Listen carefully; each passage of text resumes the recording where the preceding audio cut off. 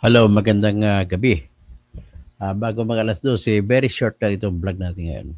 Ito, na-intriga lang ako kay iba-vlog ko. Una, ang tanong ko, ano ba talaga totoo? Kasi hindi po ako maniniwala na kayang talunin ng kahit sino si Digong Duterte pagdating sa election pagka-mayor sa Davao City. Tapos, ang kanyang kalaban, kaibigan ko rin ito, si Attorney Carlo Nograles. Anak to siya ni Speaker um, Nograles nung araw, yung namatay na Speaker Nograles, Prospero. So ngayon, itong isang anak pa ni Prospero, yun si Migs, yung tumatakbong congresswoman naman, kalaban naman si Polong Duterte. So ngayon, itong tanong, may balita kasi ako nakuha na lamang daw sa survey ang kalaban ni Duterte sa pagka-mayor. So ito, papakita ko sa inyo yung survey na nagsasabi lamang siya. At ipakita ko rin sa isang survey na sabi na lamang si Duterte. So, ano ba kaya ang talaga totoo dito, kuya? Well, kung ako tanungin mo, ang totoo dyan, yung lamang si Duterte. Ang aking basihan po ay yung nakaraang March 28 na birthday niya sa Davao, punong-puno yung Davao City sa mga umiiyak na nagrarally para kay Duterte. Okay? O yan po ang survey na nakita ko. So, ngayon, kung yan ang sinasabi, kung totoo yan, talagang 43% on February 2025. 43% kay Carlo Nograles, 38% kay Digong Duterte, tapos sa Cubos Bishop Road Independent ay 15%. Tapos 2% si Jose Lito Tan. Saka 2% din si Jonathan Julain. So, yan po ang nakalagay. Mananalo ba talaga? Matatalo ba talaga si Duterte? Yan ang hindi ko alam. Pero sigurado ako, sa tingin ko lang, I'm pretty sure na mananalo si Duterte. So ito yung survey na isa na nagpapakita na panalo si Duterte. Ito ay May, bagong survey lang. So siguro naman, tingnan natin, kasi February naman yung survey isa eh. So ito naman ay May. Ayan. Nakalagay dito, Duterte sweep Davao poll survey. Ito ay sa Sunstar. So, balita sa Sunstar, yung 5 members of the Duterte family are tossing their hats. So, sinasabi rito na mananalo ang lahat ng Duterte na tumatakbo sa Davao City. So, the Duterte family continues to lead in the latest survey conducted by University of Mindanao Institute of Popular Opinion, which former President Rodrigo Duterte maintaining a commanding lead okay. The survey conducted from April 9 to 24, 2025 covered all three districts of Davao City with 1,204 registered voters participating. 415 from District 1, 432 from District 2, and 357 from District 3. The survey has 3% margin of error and a 95% confidence level.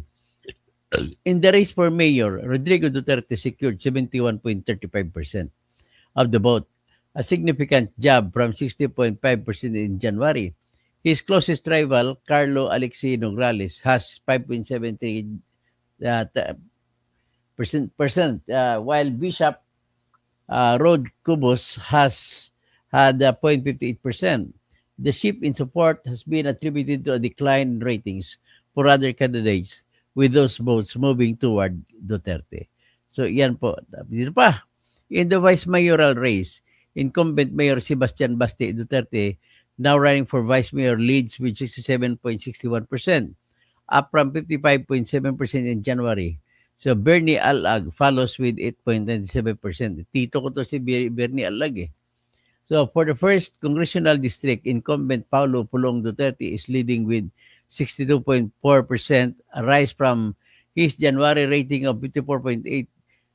PBA Representative Attorney Margarita Migs Nograles holds 14%, while environmental advocate Maria Victoria Mags Maglana trails with 0.2%.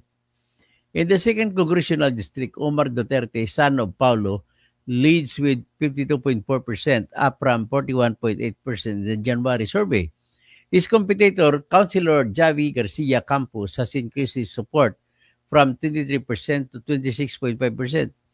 For the third district, Isidro Ungab leads with 50.1%, a sharp rise from 39.6% in January, while Nunoy Alag has dropped to 6.2% from 23.1%.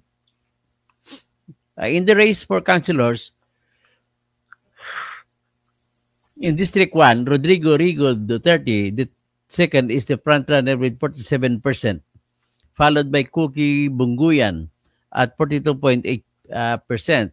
Trailing behind were Ragdi Nino Ibuyan, 39.4%, Melchor Kitain, 38.2%, Bones Militar, 38%, Pamela Librado, 37.2%, Timogene Tech Ocampo, 34%, TG Corsino, 30.4%, Luna Acosta with 27.7%, Cherry Alag, 20.4%, Nilo Abillera Jr., 15.1%, Iking Liparanon, 13.9%, and Priscilla Galope. So in the second district, Dosi Apostol leads with 43.6%, followed closely by Cheche Hostol at 40.3% and Ralph Abella at 39.6%. Other candidates include Al Ryan Alejandre with 37.3%, Diosdado Mahipos Jr. at 34.7%, Jimmy Doreza and Jonard Dayap both at 32.4%, Louis Jan Bunguyan at 32.2%, and Dani Dayanghirang with 31.5%. Nonong Kabling has 27.5%. Alan Simo Ag holds 25.4%. Nilo Cabilles has 24.9%. So iyan lang, binasa ko lang yung balita na pinakabago na si Duterte pala ang lamang. Pero just in case, ang akin naman tanong dito is, kasi kandidato si Duterte, ang tanong, pwede ba ito, pag manalo si Pulong, pwede ba siya si Duterte, magiging mayor ba siya? Pwede ba siya tumakbo? Pwede ba siyang iproklama na mananalo? Ang sagot, kasi nakakulong siya sa ICC, ang sagot po, pwede po. Kasi hindi pa naman siya finally convicted. Na ngayon, kung convicted siya sa ICC, panibagong legal issue. Bakit? Kasi po, kung convicted ka sa Pilipinas, hindi ka na makaupo bilang mayor. Pero kung convicted ka sa ibang bansa, ang tanong yan, maka-apekto ba yan? matinding matinding legal issue yan. Pero anyway, what is important is, habang hindi pa po final ang kahit anumang kaso ng isang tao na kinakasuhan at wala pang sentensya, pwede pa siyang tumakbo na bilang mayor at pwede siyang iproklama na mayor na nanalo. At kung wala siya, siyempre ang vice mayor ang mag-aakto as mayor. Yan lamang po ang aking sasabihin para dito po sa ating maigsing vlog. Matulog na tayo. Magbasa lang si Pastor Rodi Rabi. Tapos si DPDA, katoto kung majority naman Dabaweños satisfy sa Duterte, bakit pa sila papalitan? Oo nga, ganoon nga mangyari. Nag-report nga rin yung Rappler na talagang hindi sila matatalo. Yuli Jacinto watching from Florida, USA. Pastor Rodi Rabi. Okay, sino pa? NMB Vlog, Solid Duterte Forever, Straight Pinipilawan. Cuenca Makakurol, si HMC, magandang gabi po, Dr. Toto, magandang gabi po sa inyong lahat.